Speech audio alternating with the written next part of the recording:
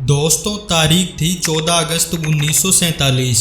आज से तकरीबन 73 साल पहले चारों तरफ दंगे फसाद हो रहे थे। एक तरफ लोगों के अंदर आज़ादी को लेकर खुशी का माहौल था, तो वहीं दूसरी तरफ अखंड भारत दो हिस्सों में बंटने की तैयारी में था। रात के करीब 9 बजे बिजली की गड़गड़ाहट के साथ दिल्ली की सड़कों पर जबरदस्त बारिश हो रही थी। अलग अलग जगह से आकर लोग रायसीना हिल्स पर इकट्ठे हो रहे थे। कुछ ही देर में लाखों की भीड़ जुट चुकी थी। रात के करीब 10 बजे जवाहरलाल नेहरू, सरदार वल्लभ भाई पटेल, डॉक्टर राजेंद्र प्रसाद और माउंटबेटन रायसीना हिल्स पहुंच चुके थे। अब कुछ ही समय बचा था भारत को आज़ाद होने में। कुछ लोगों के चेहरे पर मायूसी थी तो कुछ लोगों में उत्साह। और यहाँ पर जवाहरलाल नेहरू अपनी स्पीच शुरू करते हैं। उनके भाषण की शुरुआत इन 2 लाइनों से हुई थी। At the stroke of the midnight hour, when the world sleeps, India will awake to life and freedom. कुछ ही देर बाद वह घड़ी आ ही गई जब भारत ने आज़ादी की सांसें ली। रात 12 बजे शंखनाद से हमारे देश की आज़ादी का आरंभ हुआ, जिसमें ग्राउंड पर खड़े लोग महात्मा गांधी के नाम के नारे लगा रहे थे।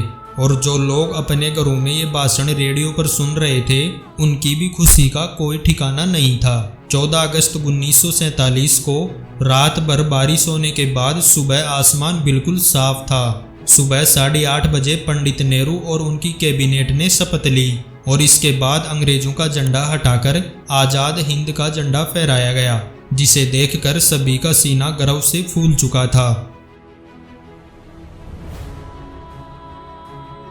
14 अगस्त 1947 की वो रात जब लोग सोए तो गुलाम देश में थे, लेकिन अगली सुबह उनकी आज़ादी की सुबह थी। लेकिन जितनी खुशी हमें आज़ाद होने में थी, उतना ही गम अखंड भारत के टूट जाने का था, क्योंकि भारत ने अपना 3,46,737 किलोमीटर का एरिया पाकिस्तान के रूप में खो दिया था। करोड़ों की संख्या में लोग भारत से अलग हो गए थे। जो लोग खुद को पाकिस्तान में सुरक्षित समझते थे, वे पाकिस्तान चले गए, और जो लोग भारत में सुरक्षित महसूस कर रहे थे, वे यहाँ पर आ गए। कुछ समय पहले ही भाईचारे की भावना से रह रहे लोग अब एक दूसरे की जान के दुश्मन बन गए थे, जिस वजह से कई सारे दंगे हुए। इन दंगों में हजारों लोगों का कत्लेआम हुआ, और ये सारा खेल अंग्रेजी हुकूमत का ही था, जिसने डिवाइड एंड रूल का खेल पहले से ही सोच रखा था। और दोस्तों, हिंदुस्तान और पाकिस्तान के विभाजन की सबसे बड़ी वजह ये भी थी कि मोहम्मद अली जिन्ना देश के पहले प्रधानमंत्री बनना चाहते थे, लेकिन पंडित जवाहरलाल नेहरू को प्रधानमंत्री बनाने का वादा महात्मा गांधी पहले ही कर चुके थे, जिस वजह से मोहम्मद अली जिन्ना ने अपना अलग देश मांगा, और इसी वजह से ये सारा फसाद शुरू हुआ। दोस्तों, हम आपको बता दें कि भारत को आज़ाद करने की बात पहले से ही चल रही थी। इसी वजह से ब्रिटिशर्स ने माउंटबेटन को भारत का आखिरी वॉइस रॉय बनाया था, ताकि इसके बाद भारत को आज़ाद देश घोषित कर दिया जाए। लेकिन दोस्तों, अफसोस की बात यह है कि ब्रिटिशर्स ने हमारे साथ हर वो जुल्म किए जिन्हें याद करके आज भी हमारी आंखों में आंसू आ जाते हैं, लेकिन फिर भी उन्हें बरातियों की तरह विदा किया गया। 1500 ब्रिटिश सैनिकों की पहली टीम 17 अगस्त 1947 के दिन अपने देश लौटी।